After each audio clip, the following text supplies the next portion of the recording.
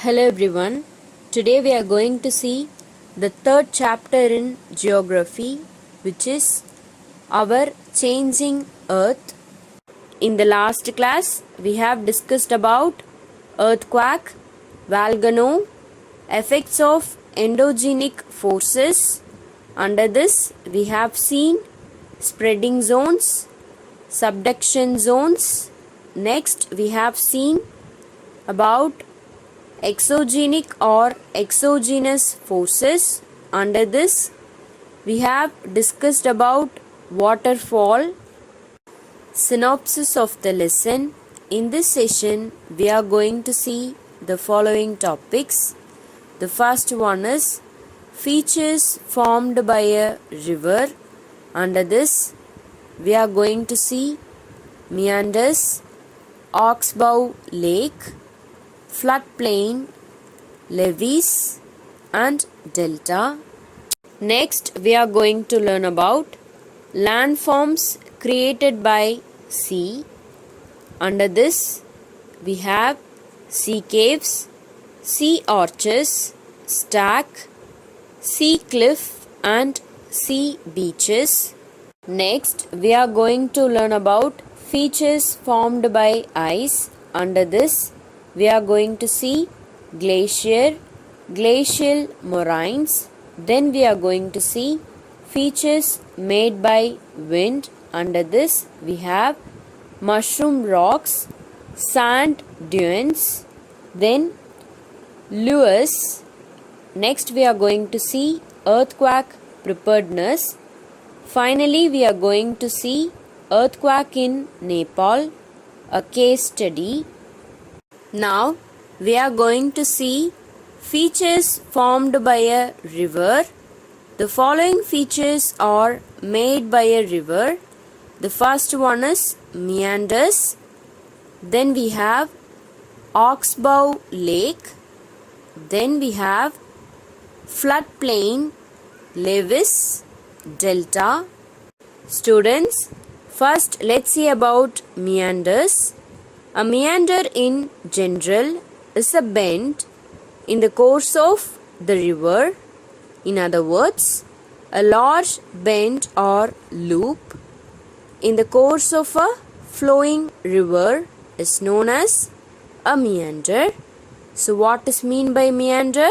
A large bend or loop in the course of a flowing river is known as a meander. There could be a series of them at places, especially where the hills start turning into plains. Students, here we can see the picture of meander. Next, we are going to learn about oxbow lake. An oxbow lake is a shallow U-shaped or C-shaped body of water formed when a wide meander from the main stream of a river is cut off to create a lake. This landform is called an oxbow lake for the distinctive curved shape that results from this process. So what is mean by oxbow lake? An oxbow lake is a shallow U-shaped or C-shaped body of water formed when a wide meander from the main stream of a river is cut off to create a lake. This landform is called an oxbow lake. Students, here we can see the picture of oxbow lake. Next, let's move on to floodplain. A floodplain is flat or nearly flat land adjacent to a stream or river that experiences occasional or periodic flooding. After a flood, the river leaves behind a fresh layer of topsoil which is very fertile. So what is mean by floodplain? A floodplain is flat or nearly flat land. Adjacent means next to a stream or river that experiences occasional or periodic flooding.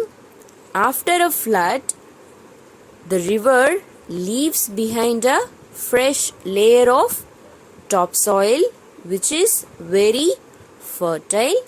Students, here we can see the picture of floodplain. Students, next let's see about levees. A levee is a natural or artificial slope, embankment or wall to regulate water levels. It is usually earthen and often parallel to the course of a river. Students, here we can see the picture of levee. So what is mean by levee? A levee is a natural or artificial slope, embankment or wall to regulate water levels. Next, we are going to learn about delta. Delta means landform formed at the mouth of the river where river begins to break into a number of distributaries. In other words, a delta is a landform that is created at the mouth of a river where that river flows into an ocean, sea, estuary, lake, etc. Here, estuary means it is an area where a freshwater river or stream meets the ocean. Then, deltas are usually formed at places where the slope of the riverbed becomes too shallow before it enters the seashore and the stream of water loses speed. This causes it to lose the sediments it had carried earlier. As the river flows in a relatively flat area, it forms large number of distributaries or streams, and the sediments keep collecting between these streams and forms shallow islands. This whole area is called a delta. Students, here we can see the picture of delta. Next, let's see about landforms created by sea. The first one is sea caves. A sea cave is a type of cave formed primarily by the wave action of the sea. The primary process involved is erosion in the rocky faces on the seashore. Students, here we can see the picture of sea cave.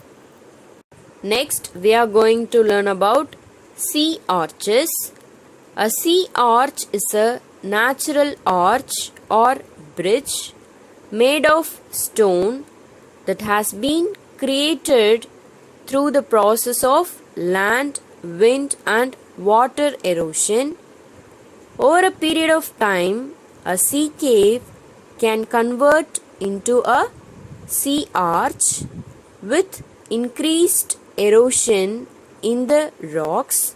Students, here we can see the picture of sea arch. So what is mean by sea arch?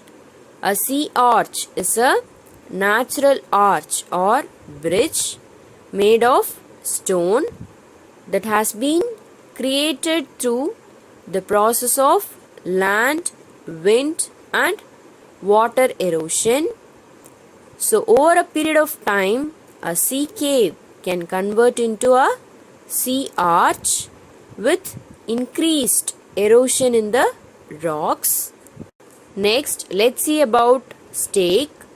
A stake is a geological landform consisting of a steep and often vertical column or columns of rock in the sea near a coast.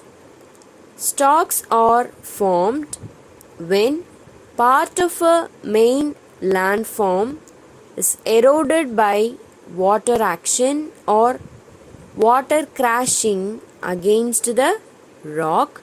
Students, here we can see the picture of stocks. Next, let's see about sea cliff.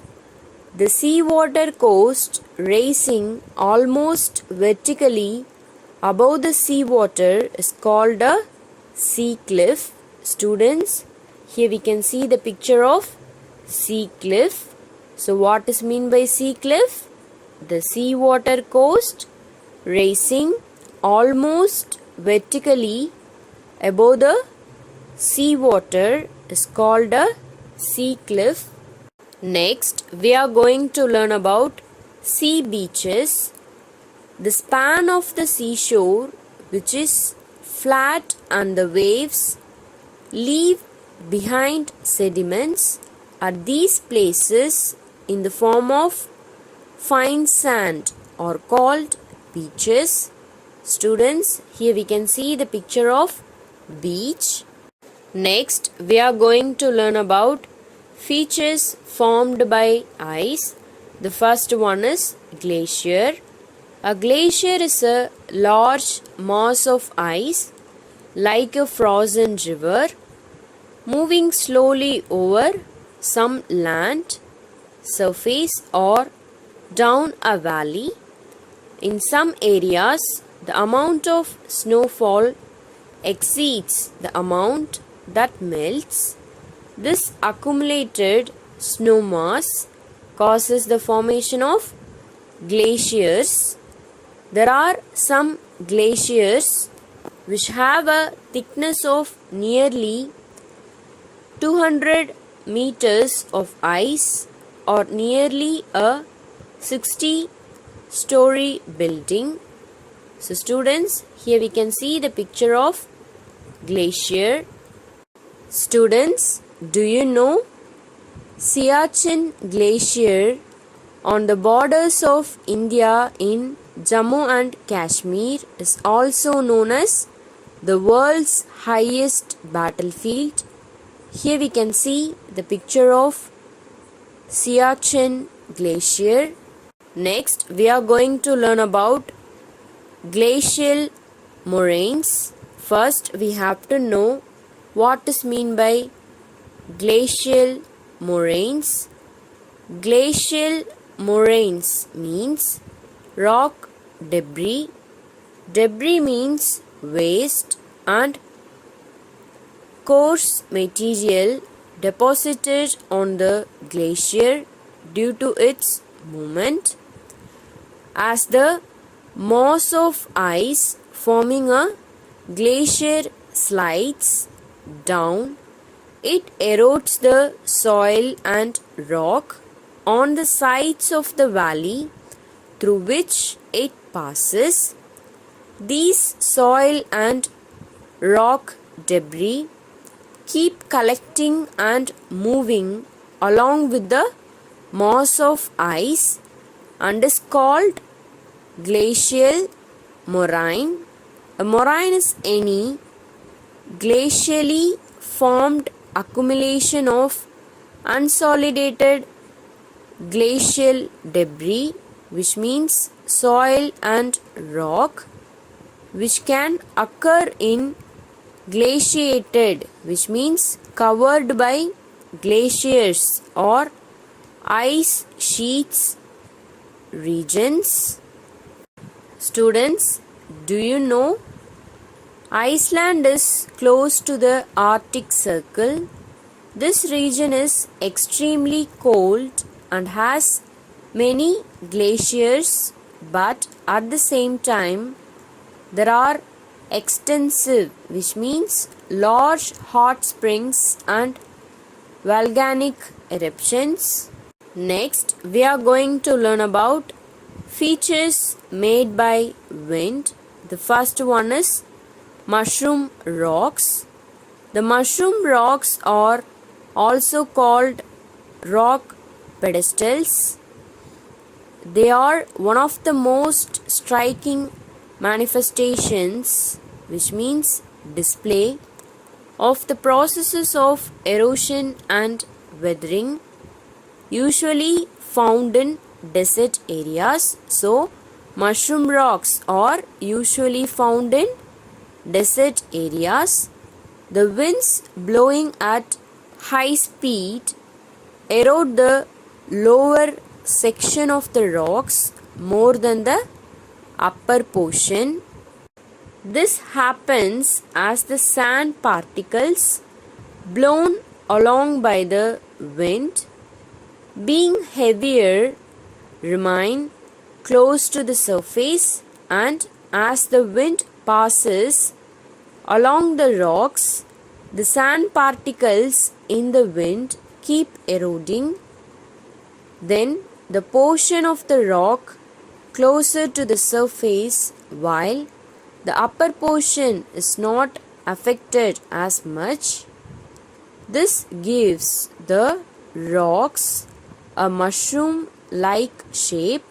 So students, here we can see the picture of mushroom rock. Next, we are going to learn about sand dunes. Hills of sand formed due to wind action in deserts.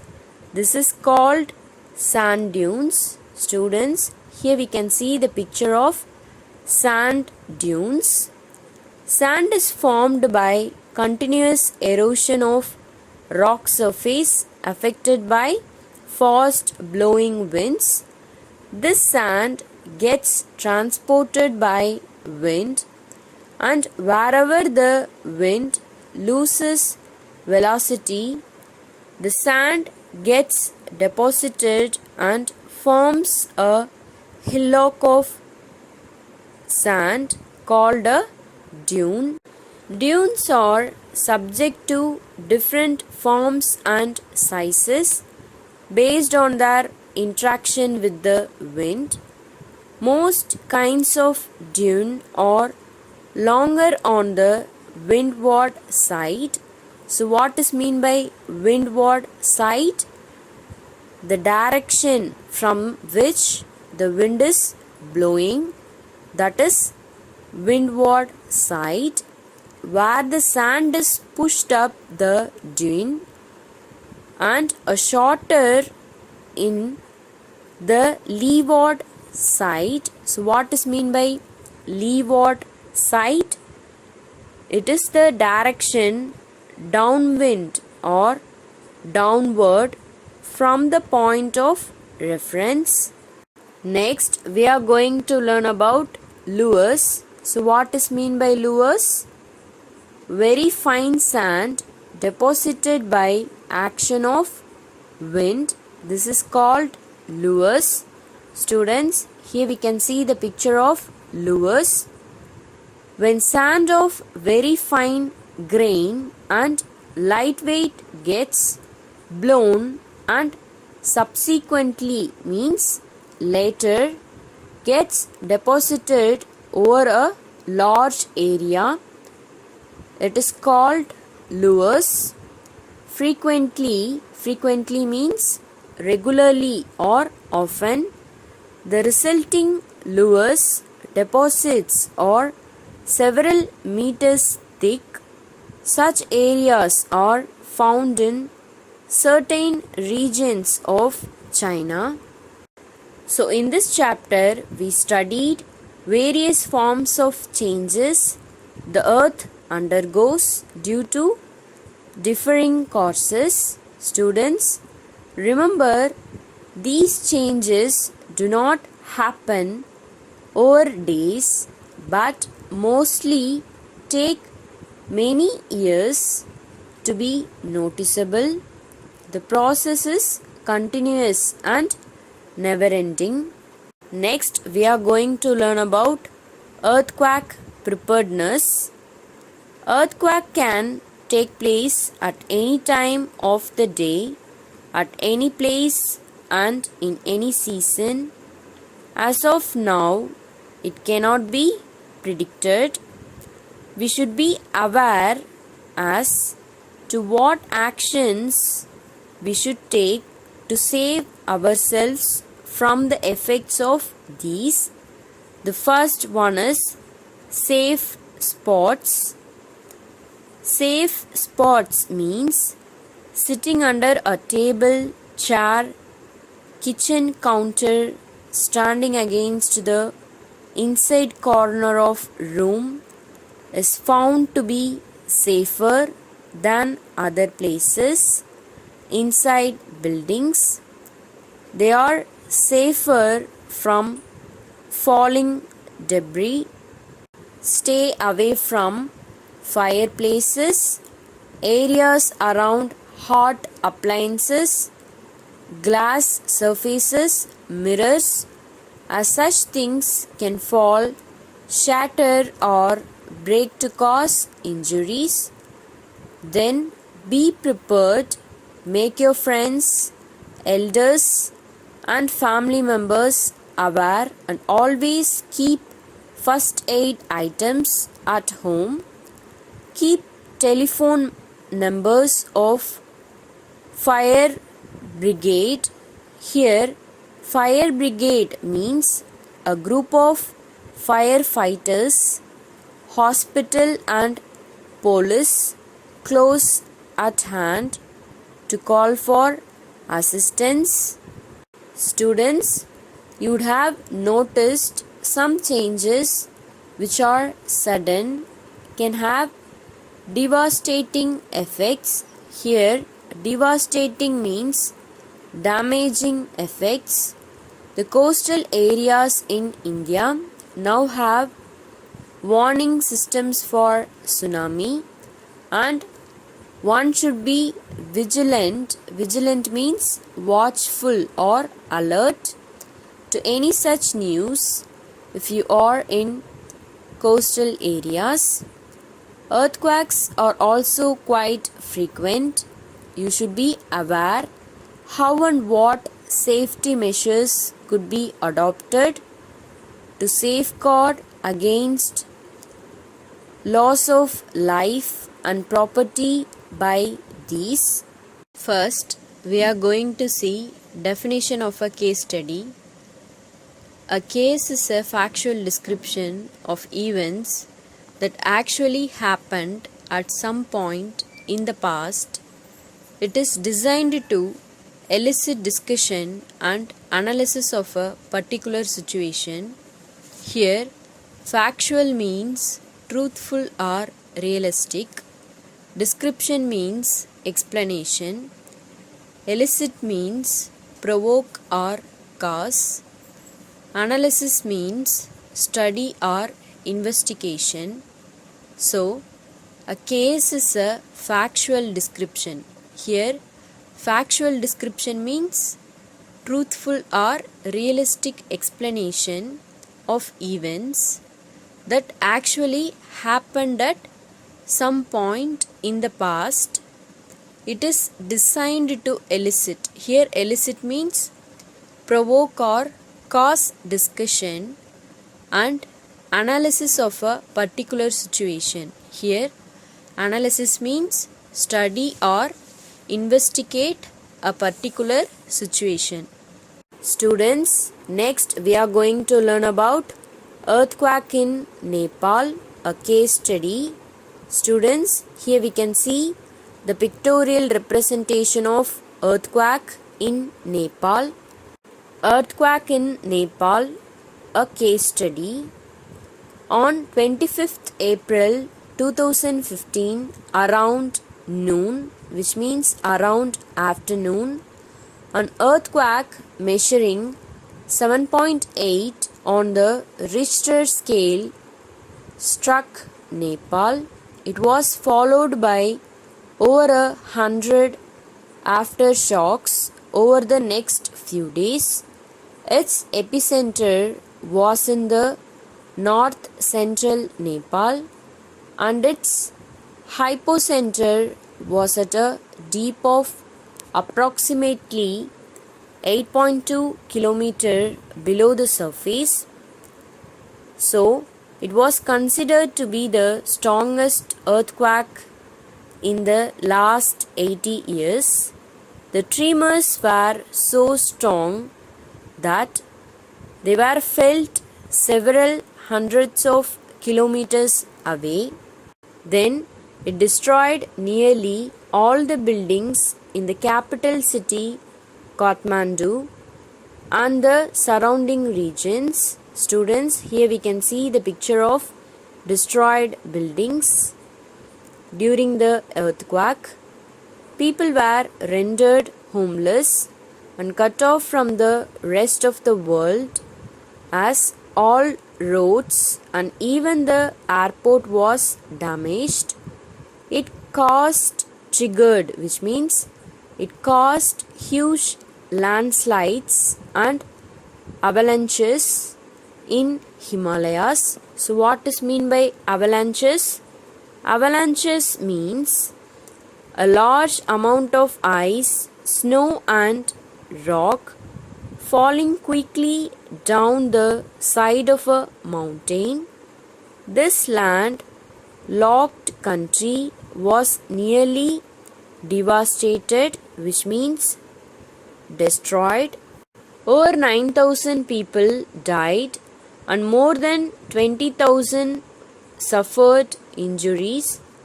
17 days later, another major earthquake measuring 7.3 on the Richter scale hit the same region. This one, coupled with the disaster caused by the earlier quake, affected nearly the entire population of the country. These massive earthquakes destroyed nearly 6 lakh homes and another 3 lakh were damaged to become unstable and insecure. So, the maximum impact was felt in remote areas. Since it is a hilly region means hilly area, reaching these remote areas turned out to be very difficult. It made rescue and relief operations difficult due to failure of electricity, communication and road network. Then India was one of the first countries to send support in the form of tents, blankets, medicines, food and clothing. Even rescue teams were flown in. Then many other countries and organizations joined in to provide relief to the disaster-struck people. Then rescue teams and search operations were launched so as to locate survivors from the rubble. Rubble means debris or ruins. Then reconstruction efforts were taken up by the country from within its resources and with foreign assistance. I have enclosed the classwork instructions in the PDF. Kindly refer it. So now we have reached the end of this session. Thank you.